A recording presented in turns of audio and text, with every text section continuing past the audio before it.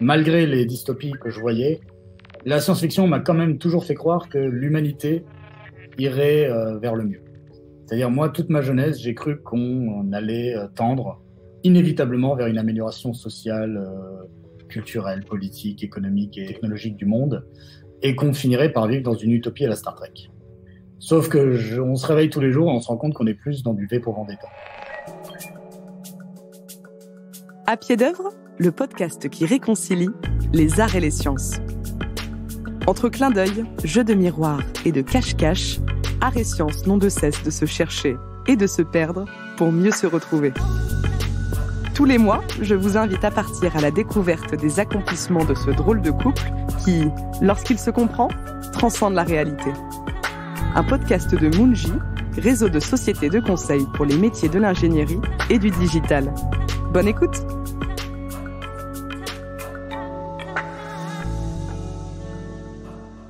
En juillet, nous explorions le rôle de Jules Verne en tant que père de la SF et de la pop culture avec Nicolas Allard. En août, nous avons plongé dans l'univers des robots avec Natacha Vazdeir. Aujourd'hui, nous poursuivons notre immersion dans la science-fiction en découvrant non pas un auteur ou une figure récurrente, mais un genre, la fiction climatique. Depuis sa création, la science-fiction n'a de cesse de nourrir nos imaginaires tout en rendant compte des préoccupations sociétales de son époque.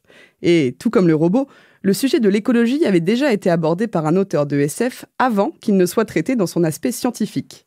Edgar Allan Poe évoquait par exemple la modification de l'atmosphère après le passage d'une comète dans une œuvre de 1839, alors qu'il faudra attendre 1866 pour que la notion de l'écologie soit introduite dans sa perception scientifique.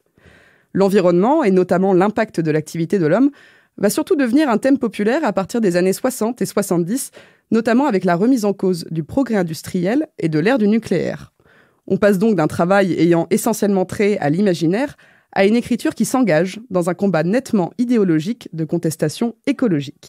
Après 8 épisodes et autant d'interprétations de la relation entre art et science, j'ai le plaisir de clore cette saison sur ce sujet en compagnie de Renaud, le capitaine du Nexus 6, ce vaisseau spatial qui compte à bord de sa chaîne YouTube plus de 240 000 abonnés.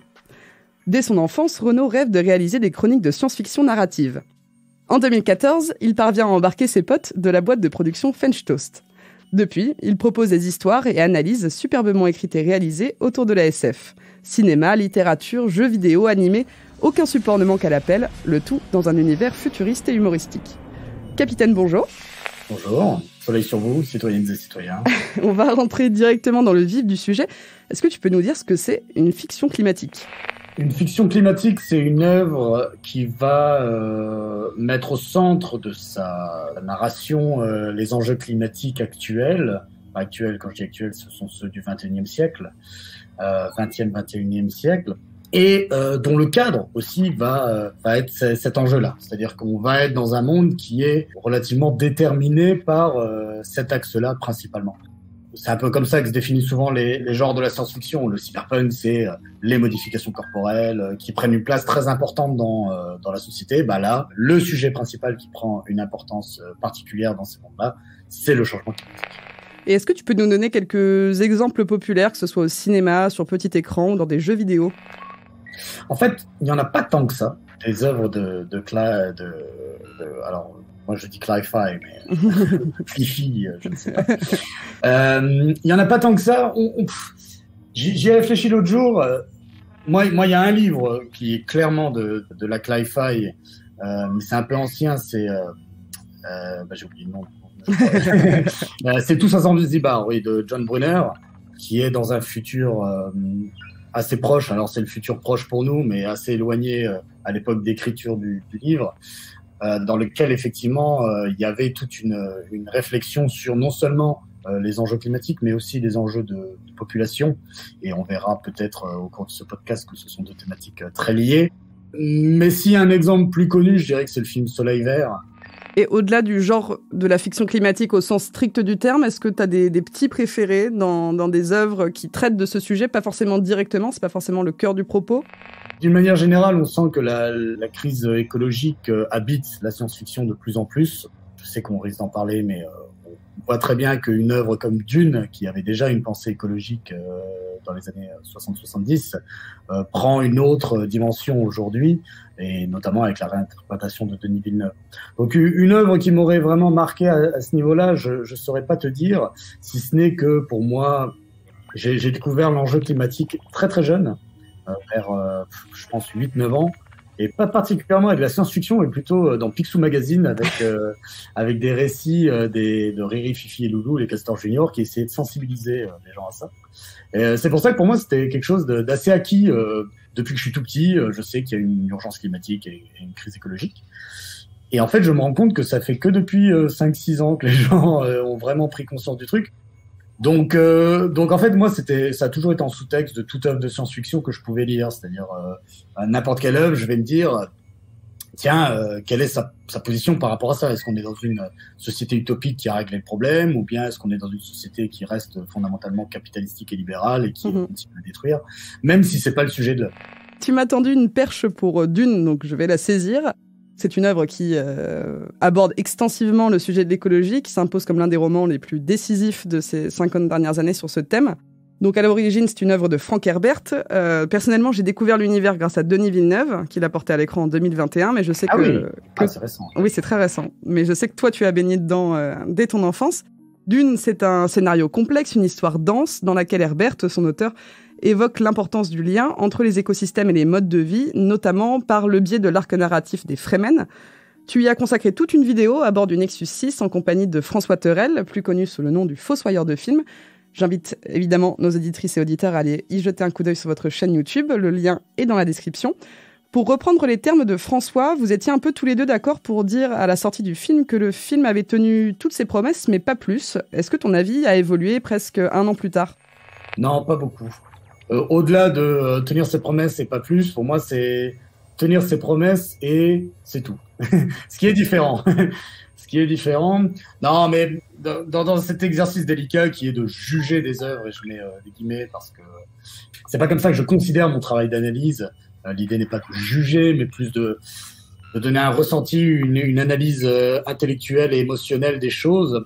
Et dans ce travail délicat, on se pose toujours un peu la question de est-ce que je suis pas devenu un peu aigri et super exigeant, et parce que fondamentalement, si tous les films, et je crois que je le dis dans la vidéo, si tous les films étaient du niveau du Dune de Villeneuve, au moins, on vivrait dans une utopie post-économique et on aurait tous des voitures volantes qui ne polluent pas. Je veux dire, ce serait un monde assez merveilleux si le maître étalon du cinéma c'était au moins ça. On serait assez heureux. C'est pas le cas, donc très clairement, c'est quand même un film qu'il faut voir et un film, voilà, qui transporte. Et je pense aussi que des gens qui ne sont pas ou qui ne se pensent pas fans de science-fiction, puisque ma position c'est que tout le monde aime la science-fiction, c'est juste qu'ils ne savent pas ce qu'est réellement la science-fiction. Je pense que des gens qui sont moins connaisseurs verraient ce film et seraient assez subjugués. Donc ça, c'est quand même une grande qualité. Et alors, pour revenir au cœur du sujet, la façon dont il s'est approprié à la fois l'environnement tel qu'il était traité par Herbert et la façon dont il nous l'a livré dans Dune. Est-ce que là aussi, tu trouves qu'il y a eu recyclage? Non, en fait, c'est là où c'est intéressant, c'est la question environnementale. Elle évolue aujourd'hui, c'est qu'à l'époque d'Herbert, même s'il y avait cette logique... Bon, faut savoir que quand même, disclaimer, j'ai lu Dune très très jeune, je l'ai pas relu depuis très longtemps, donc je suis pas vraiment... il y a des gens bien plus spécialistes de la question qui bouffent du Dune tous les jours, chaque jour de l'année. Moi, c'est pas mon cas.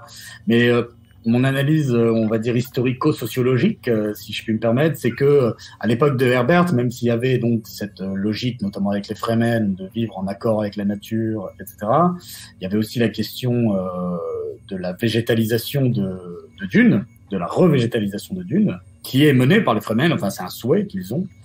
Sauf qu'on est quand même dans une logique de terraformation, de modification de l'environnement pour les besoins humains.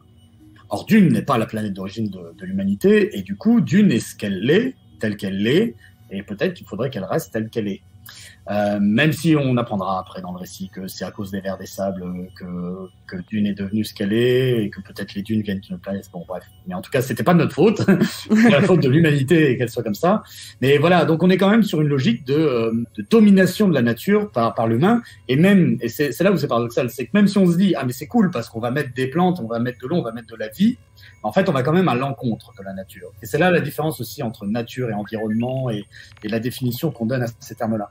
Et j'aurais tendance à dire que peut-être qu'aujourd'hui, dans la réinterprétation de Villeneuve, la position serait différente, puisqu'aujourd'hui, on pense, enfin, en tout cas, on est en train de se dire qu'il ne faudrait pas forcément qu'on domine la nature, mais plutôt qu'on s'adapte, qu'on la respecte, qu'on la laisse telle qu'elle est.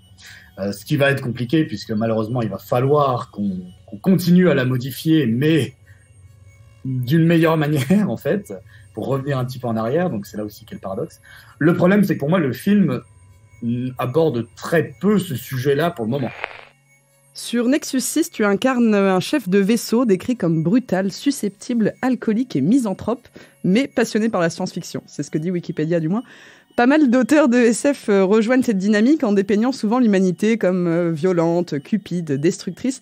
Est-ce que l'art de la SF n'est pas un peu un art du cynisme ? Je sais. Je dirais que oui.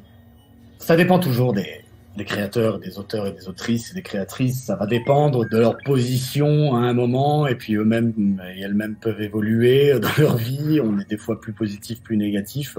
C'est vrai que j'ai un peu le sentiment que la SF peut avoir cette position. En tout cas, c'est peut-être ce que ressentent certaines personnes. D'un monsieur je sais tout, quoi.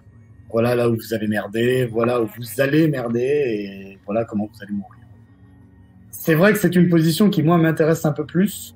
Je sais qu'aujourd'hui, il y a des mouvements littéraires qui essayent de relancer un petit peu les utopies.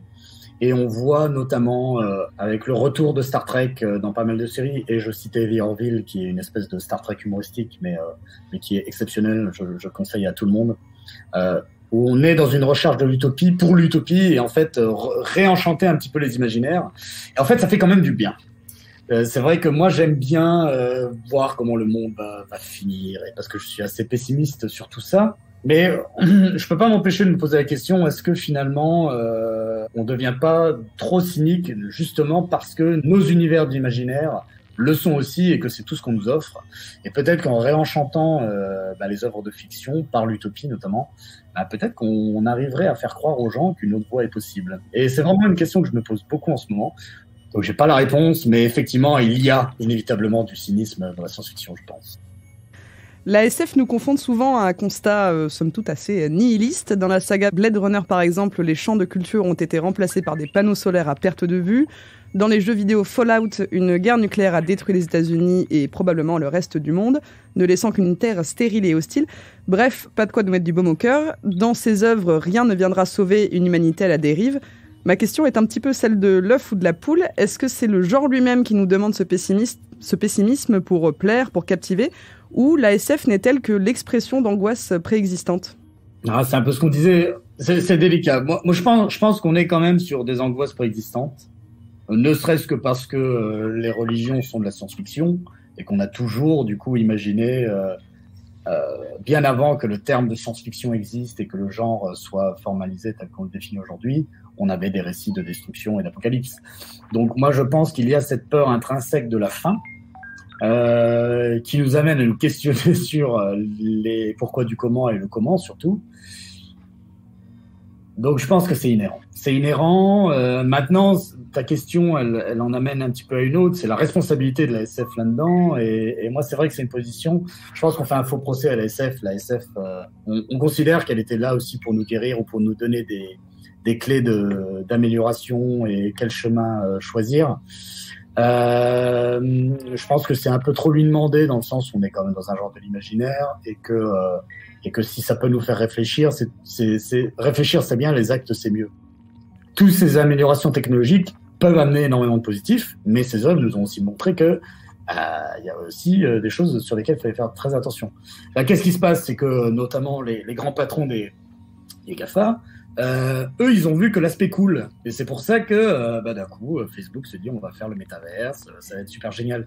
Je sais pas, je sais pas. Peut-être que justement, il fallait mieux regarder toutes ces œuvres que vous avez trouvées super cool et super stylées. Sauf que cool et stylé, c'est cool et stylé, mais négativement. C'est-à-dire que ce sont des mondes dystopiques. Alors, on peut trouver ça cool comme œuvre de fiction. Maintenant, est-ce que vivre là-dedans, c'est cool? Je ne sais pas. Et c'est là qu'on voit que, fondamentalement, l'esprit humain ne réfléchit des fois pas plus loin que le bout de son nez. Alors après, l'esprit humain, là on parle des dirigeants, mais tout ça, ça reste le produit d'un système. Un système qui fait qu'on prend ses décisions. Moi, ce que je vois, c'est que on a tendance à complètement s'enfoncer dans les dystopies avec le sourire. Oui, c'est ça, parce qu'on a quand même une fascination collective pour l'effondrement. Et est-ce que cette fascination-là suffirait à expliquer le succès relativement récent, enfin en tout cas récent à mon sens en tant qu'amatrice de SF, mais pas grande connaisseuse, un succès relativement récent mais pérenne du genre dystopique? On n'en sort jamais, j'ai l'impression. Non, on n'en sort jamais, mais peut-être, mais aussi parce qu'on vit encore dans une société qui est très loin d'être parfaite. Et c'est pas parce que, on peut avoir notre petit boulot, partir en vacances, regarder Netflix et être un minimum, j'ai pas envie de dire heureux, parce que je sais pas si on arrive à être heureux, mais au moins, passer un petit peu de bon temps de temps en temps, c'est pas pour ça qu'on n'est pas encore dans un monde qui est fondamentalement, pour moi, mauvais. Donc c'est pas étonnant que nos fictions prennent ce chemin-là.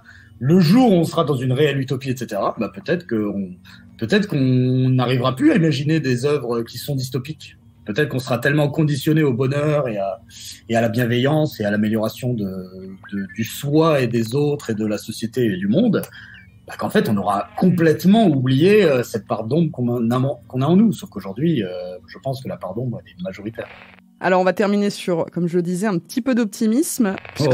Avec moi, ça va être compliqué. Nous ne parlons que de destruction et de désolation depuis le début. Ouais. Pourtant, un courant existe pour nous aider à appréhender l'avenir avec une lueur d'espoir, le solarpunk. Est-ce que tu peux nous en parler ? Le solarpunk, c'est, j'ai envie de dire, pour résumer, que c'est un anti-cyberpunk, même si c'est plus complexe que ça. C'est un monde où la technologie va fondamentalement aider l'humanité au niveau environnemental, au niveau médical, au niveau bien-être. Voilà. Là où le cyberpunk, même si il donne l'impression d'améliorer, on l'a dit, je sais pas, un plan cybernétique, effectivement, ça peut remplacer un bras coupé. Sauf que si cet implant cybernétique a une mitrailleuse lourde, d'un coup, on est plus dans le négatif. Ça, c'est le cyberpunk. Là où effectivement le solarpunk va pas partir là-dessus, et on est souvent dans des utopies. Ça a en lien avec le cyberpunk dans le sens où les thématiques sont quand même abordées, c'est-à-dire les grandes corporations capitalistiques, les modes de production, les modes d'organisation sociétale. Tout ça sont des thématiques communes aux gens, sauf qu'effectivement, le solarpunk, on est plus dans quelque chose qui va aller sur du positif, sur l'humanité, trouve vraiment la manière d'améliorer les changements climatiques, sociaux et économiques. Au tout début de l'interview, tu m'as dit quelque chose et ce sera ma dernière question. Tu as dit les gens qui n'aiment pas la SF, c'est parce qu'ils ne savent pas ce que c'est. Qu'est-ce que tu veux dire par là ? J'ai fait un épisode là-dessus qui s'appelle « Je n'aime pas la SF ». Je le conseille à toutes celles et ceux qui n'aiment pas la SF de le regarder, ou à celles et ceux qui aiment la SF et qui entendent ça souvent pour l'envoyer à leurs amis et justement leur montrer. Non, c'est que souvent les gens confondent SF et space opera. C'est aussi simple que ça. C'est-à-dire les gens se disent SF égale vaisseau piou-piou dans l'espace, alien, robot. Sauf que la SF, c'est bien plus que ça. Et souvent, je leur cite 3 œuvres. Je leur dis, est-ce que t'aimes Wall-E ? Tu en as parlé. Je leur dis, est-ce que t'aimes Wall-E ? Ah oui, j'adore. Je dis, c'est pas SF. Non. Je sais pas si, il y a un robot, un monde détruit, des vaisseaux spatiaux, il va dans l'espace. Ah oui, j'avais jamais vu ça comme ça. Est-ce que tu aimes Eternal Sunshine of the Spotless Mind ? Avec Jim Carrey et Kate Winslet, si je ne me trompe pas, qui est une histoire d'amour, une des plus belles histoires d'amour que j'ai jamais vues de ma vie. Et les gens disent, ah oui, j'adore, c'est merveilleux. Je t'en connais beaucoup des sociétés qui viennent chez toi la nuit pour effacer tes souvenirs d'un être aimé pour pas que tu souffres. Ah non, c'est technologique, c'est une technologie qui n'existe pas, c'est de la SF. Ah oui, j'avais pas vu ça comme ça. Est-ce que t'aimes Bienvenue à Gattaca ? Ah oui, j'adore, c'est de la SF. Ah bon ? Oui, société eugéniste, ils vont dans l'espace, qu'est-ce qu'il vous faut ? Et Her, c'est pareil. Her, on est dans une société quand même futur proche, assez technologique, avec des IA. Et les gens disent, ah j'adore, c'est de la SF. Et en fait, c'est ça le problème, c'est que les gens ne savent pas ce qu'est la SF. Ils en ont une vision tronquée. Et très souvent, quand je leur cite 3-4 trucs, ils disent, ah si, j'adore. Voilà, tu aimes la SF. Après, tu n'aimes pas certains genres de la SF, et ça, c'est ton droit, je peux comprendre. Mais fondamentalement, tu aimes la SF, c'est tout. C'est tout. De toute façon, d'une manière générale, on aime tout. On aime tout, c'est juste qu'il faut tomber sur la bonne œuvre qui va nous parler. C'est ça. C'est comme les aliments, il faut avoir commencé tôt à en manger plein de différents. C'est ça, exactement. Donc c'est sur cette question que s'achève cet épisode. Je te remercie beaucoup Renaud pour ton temps. Merci à toi, c'était super de m'inviter, je suis ravi d'avoir été là. J'espère que cet épisode aura plu à nos auditrices et auditeurs. Vous trouverez en description le lien pour embarquer à bord du Nexus 6 qui a consacré sa dernière vidéo au film Prey de Dan Trachtenberg, l'occasion pour le capitaine de retrouver le fossoyeur de film pour échanger sur leurs alliés respectifs. Si je peux préciser un petit truc, juste, donc effectivement, il y a ces formats interview sur la chaîne où on débat d'une œuvre, etc. Mais le cœur de la chaîne, c'est quand même donc des chroniques fiction dans lesquelles on va analyser des œuvres et en même temps, vous allez suivre nos aventures dans la galaxie avec des effets spéciaux, des aliens. Des piou-piou. On essaye de faire le Star Wars français. Très humblement, voilà. C'est l'ambition. Très humblement. Mais je vous conseille de regarder les épisodes 7 et 8. Ça vous donnera une bonne idée. Et ben, je mettrai tous ces liens-là en description. Je te remercie, je vous remercie pour votre écoute et vous dis à bientôt.